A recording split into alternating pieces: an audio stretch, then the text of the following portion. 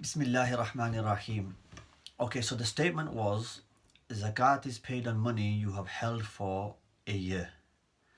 This statement is false because you don't pay Zakat on money that you have necessarily held for a year.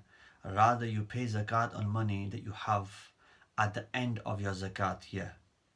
And to explain this in a bit more detail, the first thing you need to understand is that in order for Zakat to be obligatory on a person and in order for a person to qualify to give the zakat, they have to meet 5 criteria, and all 5 criteria have to be met simultaneously.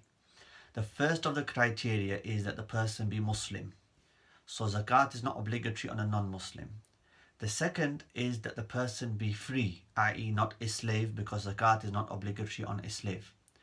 The third be that the person is sane. So zakat again is not obligatory on someone who is insane. The fourth category is that the person be mature, meaning they be past the age of puberty. Puberty for a male is any time between the age of 12 and 15, and for a female it is between the age of 9 and 15. So whenever the signs of puberty appear and the person is classed as being baligh, mature, then that's the fourth criteria.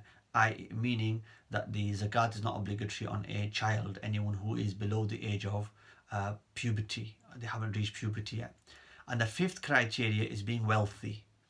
So when these 5 criteria, one, Muslim, secondly being free, thirdly being mature, sane, fourthly being mature, fifthly being wealthy, when a person meets these 5 criteria simultaneously, then zakat will become obligatory, okay, with a condition. Now that's basically the criteria. So the example now is this, that you have somebody who's a non-Muslim and she is free, she's not a slave, she is sane, she is an adult, she is a baligha, she's past the age of puberty, and she has wealth, okay. So she meets 4 criteria. She's wealthy, she's a baligha, she is sane, she is free, but she doesn't meet the 5th criteria, which is Muslim. So she doesn't have to pay zakat. Today then she decides to accept Islam, and today is the 24th of Sha'ban, okay, which corresponds with the 18th of April. So she accepts Islam today, and today she fulfills, as well as accepting Islam, she also fulfills the 5th criteria in order to pay the zakat or qualify to pay the zakat. So today she meets all 5 criteria. What we'll then do is we'll look at her wealth and say how much wealth has she got. And in order to be classed as being wealthy, we need to measure it against a set measure. And the measure is the cash equivalent of 52.5 tola of silver. 1 tola of silver is 11.6 grams. Now today's rate is £4.56 per tola. So for silver, £4.56. We'll time £4.56 by 52.5 tola because that is the measure. The total amount comes to £239.40. So this sister has accepted Islam today. She's met all 5 criteria today. Her zakat year will start today if she has more than £239.40 in savings, and the savings is above her essential, fulfilling her necessities and essential needs. So let's say she has savings of £1,000. So she meets all 5 criteria, she has savings of £1,000. So today will be the day her zakat year starts. The zakat year keeps ticking along. Ramadan comes, Ramadan goes. Ramadan's got nothing to do with her zakat year because she's accepted Islam today, and today is the day she met all 5 criteria. If she met all 5 criteria in Ramadan, then whatever date in Ramadan she met the 5 criteria would be the beginning of her zakat year. So the zakat year starts when you meet all 5 criteria. Okay, so because she's met them all today is when her zakat year starts. So she goes throughout the year, and when it comes to the 24th of Sha'ban next year, which will correspond with the 7th of April, she will check her savings, and she finds that her savings was £1,000 at the beginning, meaning today, A year later, she checked again, and now her savings is increased from £1,000 to £3,000. So she met the criteria a year ago, all five, and a year later she checks to see has she held the minimum amount, which was the £239.40. Has she held that minimum amount for a year? And because the rate of silver can fluctuate and go up and down, she checks again today that what the rate of silver is, and it is now £5.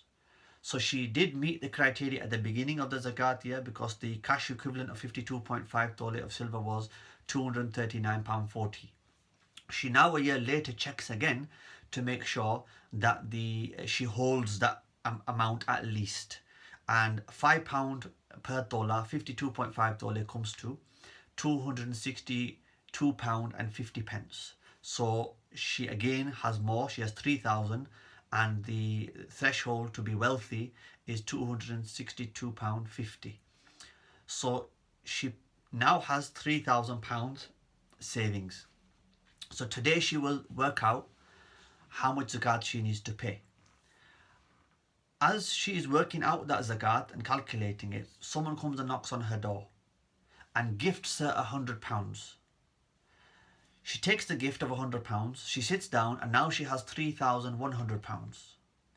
When she works out her zakat calculation, she will work out the zakat on £3,100, because what we do then is, once a year has passed on the minimum amount at least, then we take a snapshot of all of the zakatable assets, not just cash but any other zakatable assets as well. But the example here is just relating to money and cash. So she had 3,000. She started off with 1. She now has 3. She just received £100. So we add that together and we say she has £3,100. And she will now pay zakat on £3,100. And zakat is payable £25 on every 1,000. Okay.